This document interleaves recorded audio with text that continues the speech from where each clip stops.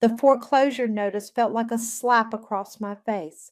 I read it 3 times, my hands trembling as I stood in my parents' kitchen, surrounded by the granite countertops I'd paid for during their renovation. My name is Angelina, and 3 years ago I wrote a check for $400,000 to pay off this house. Now I'm staring at paper proof that it was all a lie. Mom, I called out, my voice eerily calm despite the storm brewing inside me. Can you come here for a minute? She appeared in her floral apron, flour dusting her hands, always baking, always trying to sweeten things up. Mi amor, I'm making your favorite cookies. What's this? I thrust the notice toward her. The paper shook between us like a white flag of surrender. The color drained from her face. She wiped her hands on her apron repeatedly, a nervous tic I recognized from childhood. Oh, that must be a mistake. The bank. Don't. My voice cut through her excuse like a blade. This notice has my signature on it, except I never signed anything. The kitchen fell silent except for the gentle hum of the refrigerator, another appliance I'd bought them when the old one died last summer. Every corner of this house held memories of my financial sacrifices. Your brother needed help, she whispered, eyes downcast. The new business? It was such a good opportunity. I laughed, but there was no humor in it. So, you forged my signature for a reverse mortgage to fund another one of Lionel's schemes? Mija, you don't understand. He had investors waiting. Where's Dad? I interrupted, already moving toward his study.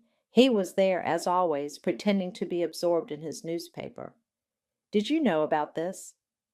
He lowered the paper slowly, his face a mask of practiced indifference. Know about what? The house is in foreclosure, I said, watching his reaction. Nothing, not even a flinch. You knew. Angelina? He sighed my name like I was still 12 and asking for an expensive toy. Family helps family. Your brother? Stop. I held up my hand. Just stop.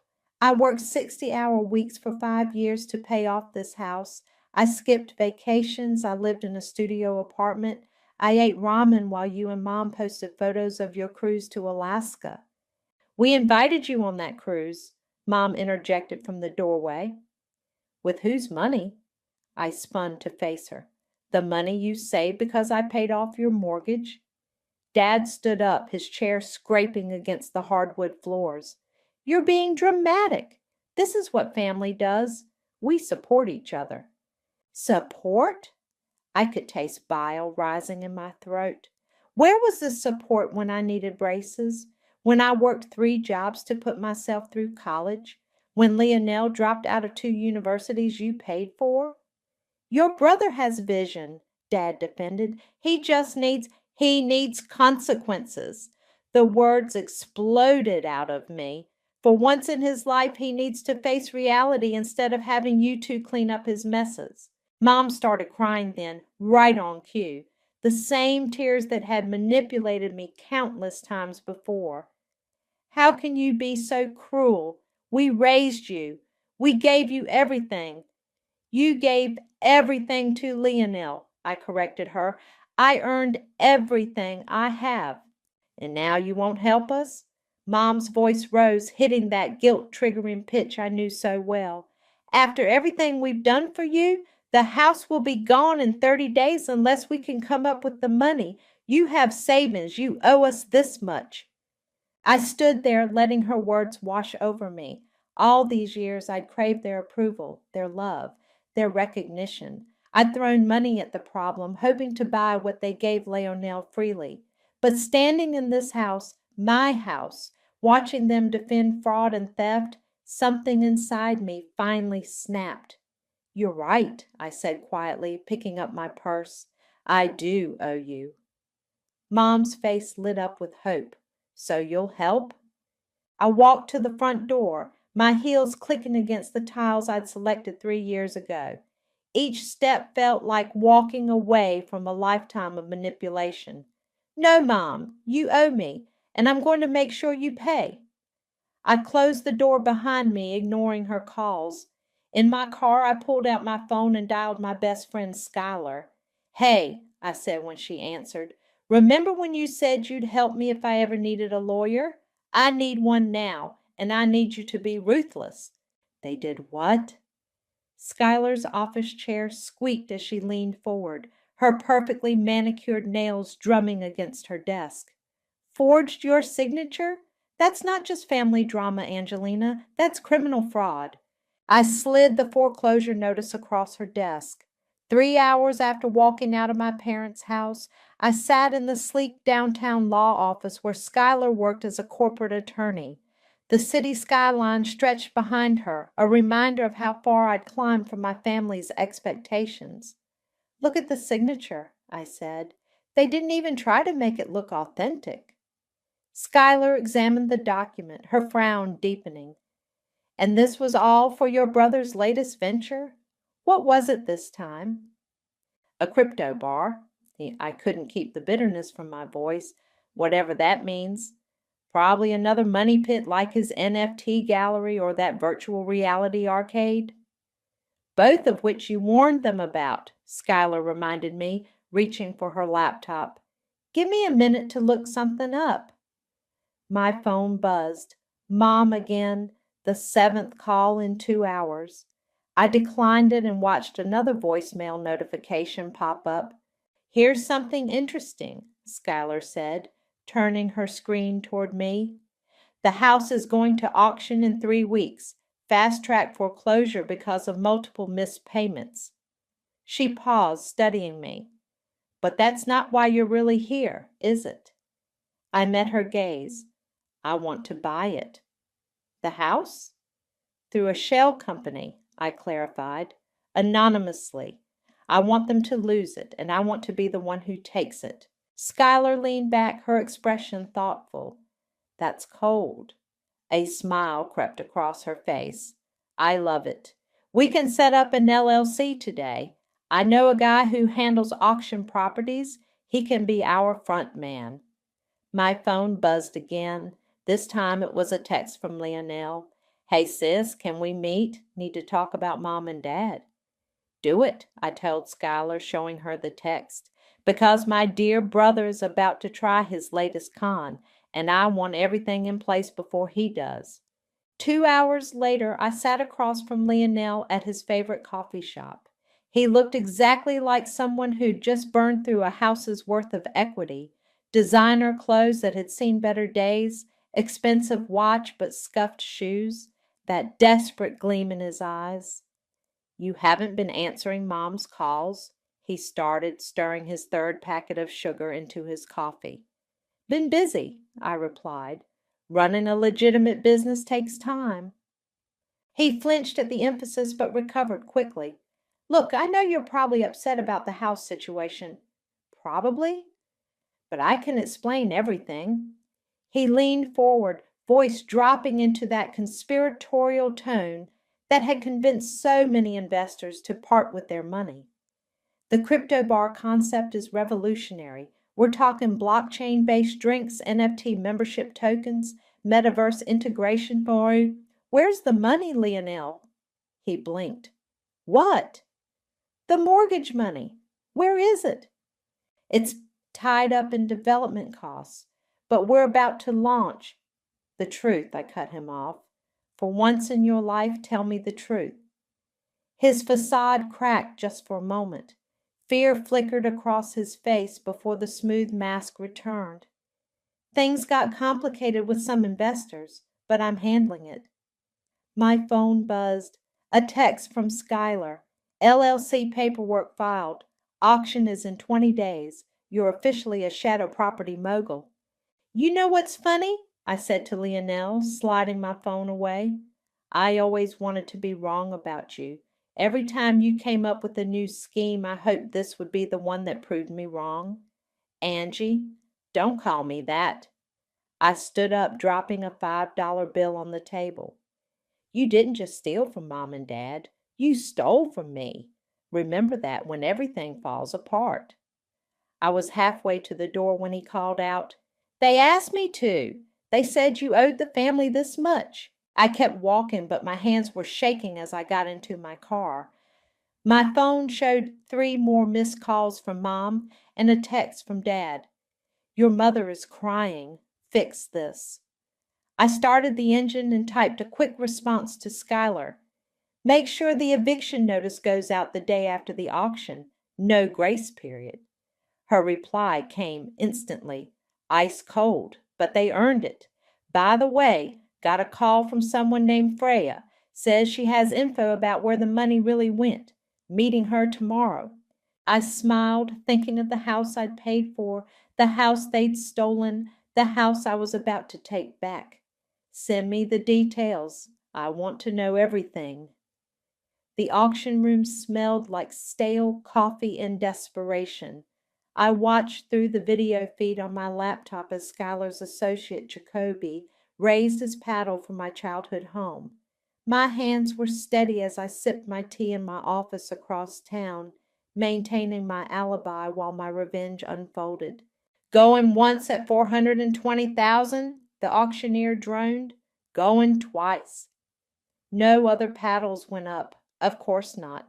I'd made sure the reserve price was high enough to deter regular buyers, but low enough to seem reasonable. The gavel fell with a crack that echoed through my speakers. Sold to Knight Properties, LLC. My phone lit up immediately with Skylar's message. Done. You're officially your parents' landlord. I was about to respond when another call came through. Leonel. I answered, putting it on speaker while I typed instructions to Skylar. Hey, sis. His voice was unusually tight. You haven't been returning Mom's calls. I've been busy, I replied, hitting send on the eviction notice template Skylar had prepared. Unlike some people, I actually work for a living. Look, about that. He cleared his throat. I might have a solution for this whole mess. An investor wants to buy into the crypto bar concept. High net worth individual. Very interested. I muted my microphone and laughed. Let me guess. You just need a small bridge loan to close the deal? 20,000, he said quickly.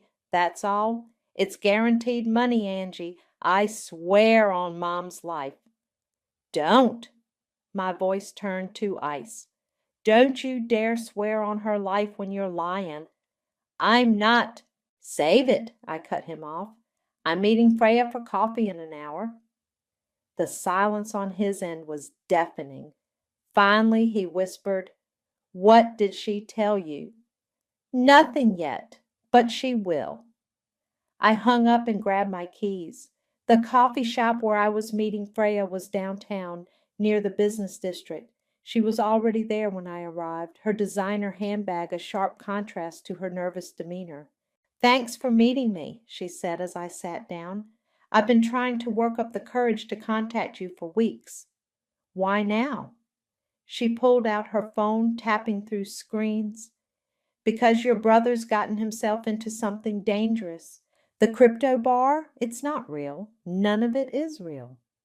I figured that much. No, she shook her head. You don't understand. He took money from some very serious people, used your parents' house as collateral for private loans, multiple loans from multiple people who don't exactly report to the BBB. She turned her phone toward me. Screenshots of text messages, bank transfers, and what looked like threats filled the screen. How do you know all this? I asked. Because I was supposed to be his partner, she admitted.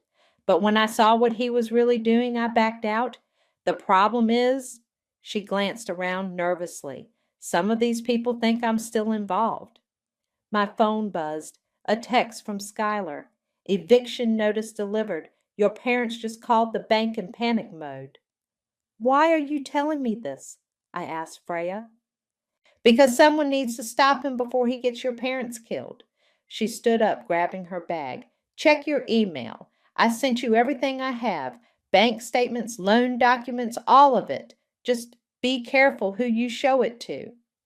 After she left, I opened my email. The attachment showed exactly what she described. A web of loans, each one backed by the equity in my parents' house. My house. The house that was now legally mine again. My phone rang. Mom. Angelina, she was crying. Someone bought the house. We got an eviction notice. You have to help us. I can't, I said, scanning through Freya's documents. I warned you about Lionel. He's your brother. And I'm your daughter, I shot back. The one you stole from, the one whose signature you forged. We're going to be homeless, she sobbed. Is that what you want? Your own parents on the street? I thought about the guest house behind my home, the one I'd never told them about, the perfect place to watch karma unfold. You can stay with me, I said, my voice carefully measured, temporarily, while you figure things out. Really? Hope crept into her voice. Oh, mi amor, I knew you'd help. Don't thank me yet, I interrupted. We'll discuss terms when you get here. And, Mom, don't bring Lionel. He's not welcome in my home. I hung up and texted Skylar. They took the bait, moving to phase 2. Her response was immediate. You're either brilliant or terrifying, maybe both. Want me to draft the rental agreement?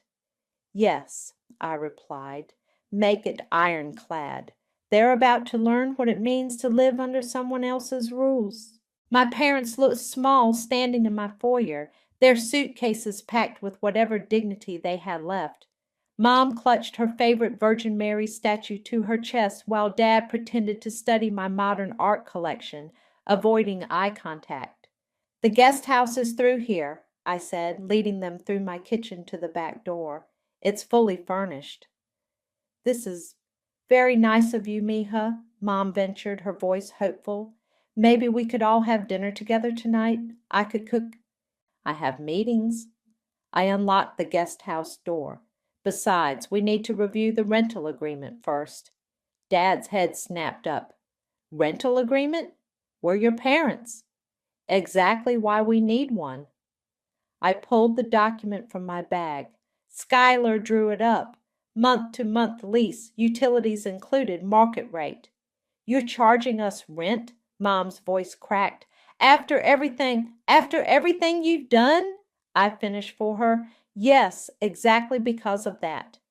Before they could argue, my phone rang. Unknown number. Hello? Is this Angelina?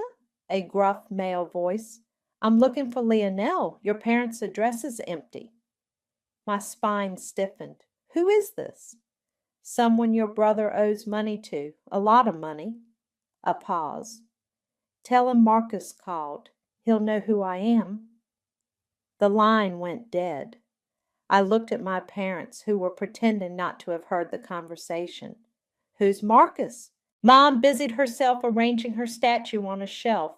Dad suddenly found his shoes fascinating. Fine. I dropped the rental agreement on the counter. Sign it by tonight or find somewhere else to stay. And when Marcus shows up here looking for Lionel, I'm calling the police. I was halfway to my house when Mom called out. He just needed a chance. Why couldn't you give him that chance? I turned slowly. A chance? Like the chances you gave him when you paid for 3 colleges he dropped out of? Or the chance with my house? How many chances should he get, Mom? You don't understand. No, you don't understand. My voice echoed across the backyard. Every time you clean up his messes, you make them bigger, and now you've dragged dangerous people into it. Dad stepped forward. We'll handle Marcus. You don't need to worry about. Handle him how? I pulled out my phone, showing them Freya's documents. With what money? Because according to these, Lionel took out loans from at least 3 different private lenders, all using my forged signature and your house as collateral. They stared at the screen, faces paling. That's not possible, Mom whispered. I have the proof. Bank transfers, loan documents, everything.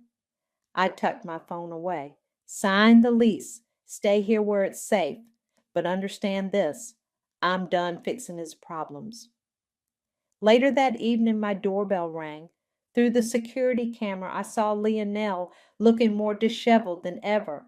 Go away, I said through the intercom. Please, Angie, Marcus is looking for me. I just need money, I laughed. No, not money. A place to hide, just for a few days.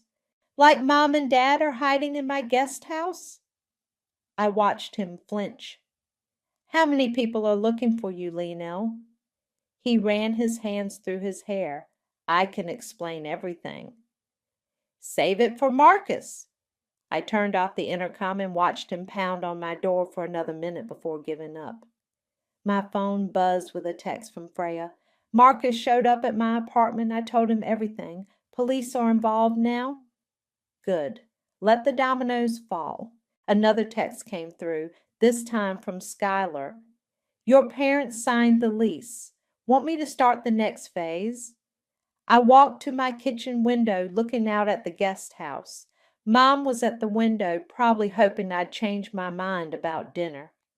Dad sat in the garden chair, staring into space. They looked old, defeated. Part of me ached to comfort them, to be the good daughter they never appreciated. But then I remembered the foreclosure notice, the forged signature, years of watching them enable Lionel while I worked myself to exhaustion, trying to earn their love. Yes, I texted back to Skylar. Start the next phase. It's time they learned exactly who they're dealing with. I drew the curtains blocking out their view. Let them sit with their choices tonight. Tomorrow they'd learn that their new landlord, the one who bought their house at auction, was scheduling an inspection, and I would watch as they realized just how completely I controlled their fate. My phone lit up one last time. Another unknown number. Tell Lionel he has 24 hours. Clock's ticking. I forwarded the message to my brother with one addition. Time's up. The police car's lights painted my driveway in alternating red and blue. 2 officers stood in my living room while Mom sobbed on my couch. Dad paced by the window, and I maintained my carefully crafted mask of concern. And you haven't heard from your brother in how long? Officer Rivera asked, flipping through her notepad. 3 days, I replied. Not since he showed up here asking to hide from someone named Marcus. Marcus Torres, her partner added. Known loan shark. We've been building a case against him for months. He turned to my parents. Your son borrowed quite a bit of money from some dangerous people. Mom's sobs grew louder. But he's a good boy. He needed consequences, I cut in, and now he has them. The officers exchanged glances before Rivera handed me her card. Call us if he contacts you and Mr. and Mrs. Fernandez. For your own safety, don't try to handle this yourselves. After they left, Dad rounded on me. Happy now? Your own brother could be dead, and you're talking about consequences.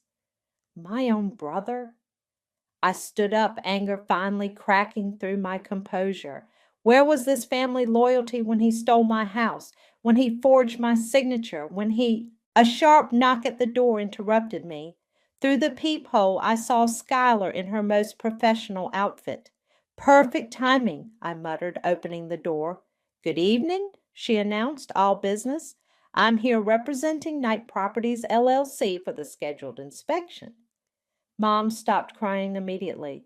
Inspection? Now? Yes, now. Skylar consulted her tablet.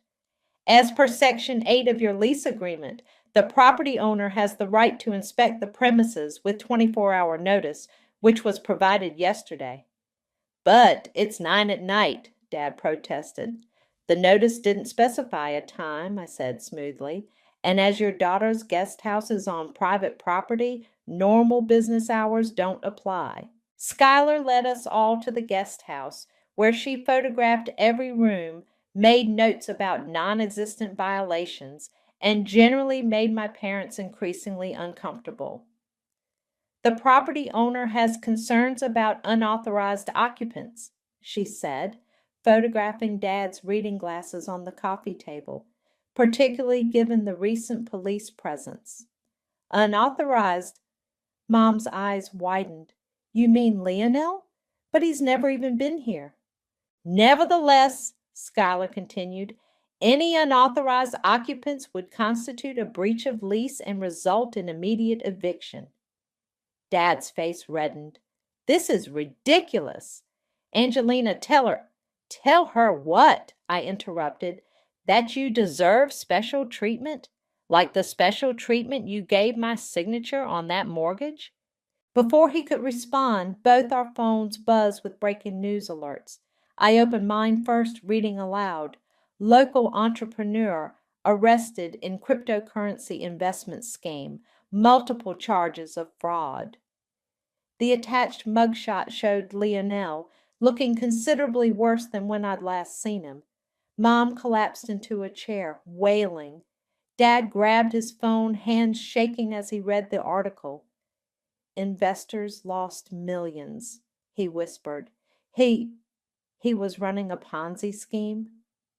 Among other things, Schuyler commented, still taking photos.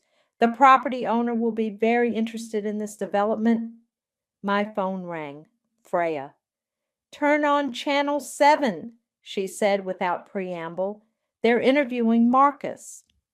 I grabbed the remote, switching on the guest house TV. There he was, the man who'd been threatening my brother, now wearing a suit and speaking calmly to reporters. Mr. Torres, you're saying you were also a victim of this fraud? Absolutely, he replied smoothly. Like many others, I was deceived by Mr. Fernandez's elaborate schemes. I'm cooperating fully with authorities to ensure justice is served. Mom lunged for the remote, but I held it away. You need to watch this, I said coldly. All of it. The reporter continued. Sources say the scheme involved forged documents, including signatures from family members. Any comment? Marcus smiled grimly. I think those family members deserve justice too. I turned off the TV. The silence in the guest house was deafening. The property owner will require an additional security deposit, Schuyler announced into the quiet, given the circumstances. We don't have any more money, Dad admitted, his pride finally cracking. Then perhaps alternative arrangements should be considered. Schuyler gathered her things. You have 48 hours to either provide the additional deposit or vacate the premises. After she left, Mom turned to me, tears streaming down her face. Please, Angelina, help us talk to the owner. You're good with business, with people. Maybe you could. No. I headed for the door. I'm done fixing your problems. You have 48 hours to figure out your next move. Choose wisely. I left them there, surrounded by the wreckage of their choices, and walked back to my house. Tomorrow they'd learn exactly who owned their fate. But tonight I let them sit with the knowledge that their golden child had finally run out of chances. I found Mom in my kitchen at 3 a.m., methodically scrubbing my already clean counters. The sound had woken me, but I stood watching her for a moment, remembering all the times I'd seen her stress clean throughout my childhood. Couldn't sleep? I asked, making her jump. Mija, she whispered, clutching the sponge. My kitchen was spotless. I moved to the coffee maker. Want some? She nodded, sinking into a bar stool. We waited in silence as the coffee brewed, the machines gurgling the only sound between us. I used to do this when you were little, she said suddenly. Clean at night, worry about money. I remember. I poured 2 cups. I also remember getting my first job at 15 to help with bills while Lionel got a new gaming system for Christmas. She flinched. We wanted him to focus on school, while I focused on surviving. I pushed her coffee across the counter. Do you know what Aunt Eva told me when I was 17? Mom stiffened at my aunt's name. They'd had a falling out years ago over, surprise, Lionel. She said, Angelina, some parents treat their daughters like emergency funds and their sons like investment accounts. I took a sip of coffee. I didn't understand what she meant back then, but I do now. That's not fair, Mom protested weakly. We loved you both. Differently, I finished. You loved us differently. You loved him more. No. She stood up, coffee forgotten. Everything we did was for both of you. When we came to this country, we had nothing. We wanted you both to have everything. But only one of us had to earn it. She collapsed back onto the stool, aging decades and seconds. We were proud of you, so proud. You were strong, independent. Lionel, he needed us more. He needed consequences, I corrected, and now he's in jail because you never gave him any. My phone buzzed. A text from Schuyler. Paperwork ready for tomorrow's reveal. Sure you want to do this? What are you looking at? Mom asked, trying to peek at my screen. I pulled up the news instead, showing her Lionel's mugshot. Your investment account is trending, not in a good way. She started crying again, but this time I didn't feel the usual urge to comfort her. The police said, they said he might serve real time, years. My baby. Your baby stole millions, I said flatly. He forged documents. He threatened people. He made mistakes, she shouted. Like we all do. Even you, mi amor. Even you make mistakes. I stood up slowly. My mistakes? You mean like working myself half to death to give you and Dad a house?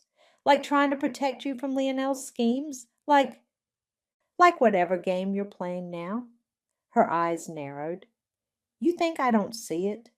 The mysterious property owner, the lawyer friend, the timing.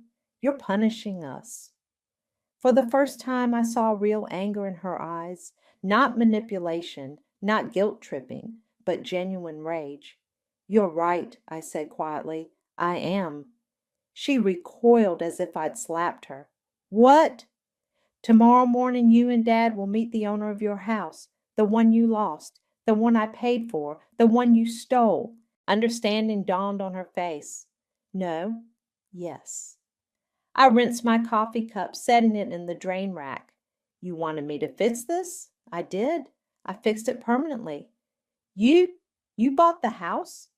Her voice was barely a whisper. Through that company? Knight Properties, LLC, I confirmed, named after the chess piece, the one that can move in ways you don't expect. She stood up so quickly her stool clattered to the floor. How could you? We're your parents. Exactly. I headed for the stairs. You're my parents, and you taught me everything I know about family loyalty. What does that mean? I paused on the first step. It means get some sleep, Mom. Tomorrow's meeting is at 9 sharp, and your new landlord doesn't tolerate tardiness. Angelina, please. Oh, and Mom? I turned back one last time. Clean your own kitchen. This one's mine. I left her there, surrounded by the gleaming counter sheets stress cleaned, and went back to bed. Through my window, I could see the guest house lights flip on one by one as she returned, probably to wake Dad and tell him what she'd learned. Let them stay awake all night, I thought. Let them feel what I felt for years, the weight of betrayal, the cold certainty of consequences approaching. Tomorrow would change everything, but tonight belonged to karma. The foreclosed house looked smaller now, its windows dark and accusing as I pulled into the driveway. My parents' car was already there. They'd probably been waiting since dawn, desperate to meet their mysterious new landlord. Schuyler met me at the door, briefcase in hand. Ready? Born ready. I smoothed my blazer and checked my lipstick in my compact mirror. How do I look? Like someone about to destroy their parents' last illusions. She smiled grimly. Perfect. We found them in the living room, perched nervously on the edge of the couch I'd bought them 3 Christmases ago. Mom's eyes were red-rimmed. Clearly she hadn't slept after our kitchen confrontation. Dad sat ramrod straight, his pride still intact despite everything. Good morning, Schuyler announced formally. As discussed, this meeting is to introduce you to the owner of Knight Properties, LLC, and discuss your ongoing tenancy situation. Where is this owner? Dad demanded. We deserve to meet them face to face. Oh, you will, I said, moving to stand by the fireplace. In fact, you already have. Mom's breath caught. Even though she'd figured it out last night, seeing me take this position of power made her physically recoil. What's going on? Dad looked between us, confusion turning to dawning horror. Angelina? Knight Properties, LLC, I said clearly, is my company. I bought this house at auction. I own it now. Again? The silence was absolute. Even the birds outside seemed to stop singing. That's not possible, Dad whispered. Actually, it's quite straightforward, Schuyler interjected, pulling out documents. Your daughter formed the company specifically to purchase this property after your default on the fraudulent reverse mortgage. Fraudulent because you forged my signature, I added, which brings us to the next order of business. Mom started to speak, but I held up my hand. No, you've done enough talking. For years you talked over me, around me, through me. Now you're going to listen. I pulled out my phone and played a recording. Leonel's voice filled the room. They asked me to. They said you owed the family this much. Dad's face went ashen. Mom burst into fresh tears. I have everything, I continued, my voice steady. The forged documents, the bank transfers, texts between you and Leonel, planning how to get more money from me. Everything. We're your parents, Dad tried, but his voice cracked. Yes, you are, which is why I haven't gone to the police about the forgery. I met his eyes. Yet. Schuyler opened her briefcase again. We have two options here. Option 1. You sign these papers, agreeing to never contact Angelina again. You move out of her guest house, find your own place, and live with the consequences of your choices. And option 2? Dad asked. I press charges, I said simply. For fraud, forgery, conspiracy, all of it. You can join Leonel in jail. You wouldn't, Mom gasped. Your own parents. Try me. I placed both documents on the coffee table. Choose. Dad reached for the papers with trembling hands. We don't have anywhere to go. That sounds like a you problem, I replied, using the same words he'd said to me when I needed help with college tuition. You have 1 hour to decide. I turned to leave, but Mom's voice stopped me. You really are just like us. I looked back. What? Cold, calculating, willing to hurt family for money. She laughed bitterly. We created this. We made you this way. For a moment I felt 15 again, desperate for their approval, their love, their acceptance. Then I remembered why we were here. No, Mom, you didn't make me this way. You made me strong, independent, capable of protecting myself, even from you. I straightened my shoulders. I learned to be cold because you were never warm unless I was useful. Mija. 1 hour, I cut her off. Sign the papers or I call the police. And Mom, don't ever call me Mija again.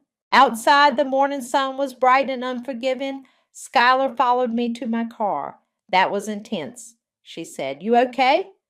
I checked my phone, a text from the prison where Leonel was being held. Your brother requests a visit. I'm perfect, I replied, declining the visit request. For the first time in my life, I'm absolutely perfect. Back in the house, through the window, I could see my parents huddled over the papers. Dad was crying now, too. Good. Let them feel something real for once. One last thing, I told Schuyler. After they sign, have the utilities shut off. They should experience what it feels like to lose everything, just like they did to me. She nodded and I drove away, leaving my parents with their choice, pride or freedom. Either way, I'd won. The demolition crew arrived on a Tuesday morning. I sat in my car across the street, watching as they taped off the property, my property, and began setting up their equipment. The house where I'd grown up, the one I'd paid for twice, would be gone by sunset. My phone buzzed. Aunt Ava. I saw the news about Leonel, she said when I answered. 7 years. That's a long time to think about his choices. Not long enough, I replied, watching a worker measure the front wall. Did you know Mom and Dad moved to Florida? To live with your cousin Rosa, I heard. Ava's voice softened. They signed your papers? Didn't have much choice. I stepped out of my car as the demolition foreman approached. They chose Leonel over me one too many times. And now you're destroying the house? Not destroying, I corrected, transforming. I'm building an art therapy center for kids from broken homes. Seems fitting. Ava was quiet for a moment. You're not them, you know. What you did, it was justice, not cruelty. The foreman waved, signaling they were ready to begin. I have to go, Aunt Ava. They're about to start. Wait, she said quickly. There's something you should know. Your mom called me yesterday. My heart stuttered. What did she want? To apologize. To me for all those years ago when I warned her about Leonel. Ava paused, and she asked for your new address. Said she had something to return to you. I don't want anything from her. It's the check, Eva said. The one you wrote to pay off their mortgage. She never cashed it. The first crash of demolition punctuated my silence. A wall came down, revealing the kitchen where Mom had stress cleaned just weeks ago. Why? I finally asked. She said she couldn't take your money again. Not after everything. Ava's voice was gentle. Maybe some people can change, even if it's too late. I watched as another wall fell, exposing my old bedroom. The paint was still the same shade of blue I'd chosen at 16. It's not about the money anymore, I said. It never was. I know, sweetheart, I know. After hanging up, I walked closer to the house.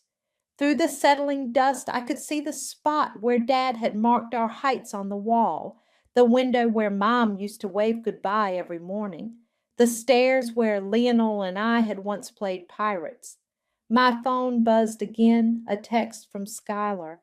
Got the final permits for the therapy center. Construction can start next week. I typed back, good. Make sure the entrance has big windows. Kids need light to heal. The demolition continued methodically, erasing my childhood piece by piece. A worker emerged from the debris holding something. Mom's Virgin Mary statue, somehow unbroken. Want to keep this? He asked. I took it, feeling its familiar weight. Mom had left it behind in the guest house, along with the unsigned check I'd written years ago. Her final message, perhaps. She understood the cost of redemption. The statue's eyes seemed to watch me, judging or forgiving. I couldn't tell which. On impulse, I took a photo and sent it to Aunt Ava with a message. Tell Mom I'm keeping it. Some things shouldn't be demolished. Ava replied instantly, Want me to give her your address? I watched the last wall fall, taking with it all the memories, good and bad, that had shaped me. No, I wrote back, but tell her about the therapy center. Tell her some good will come from all this. My phone lit up with a call from the prison. Leonel again. This time I answered. What?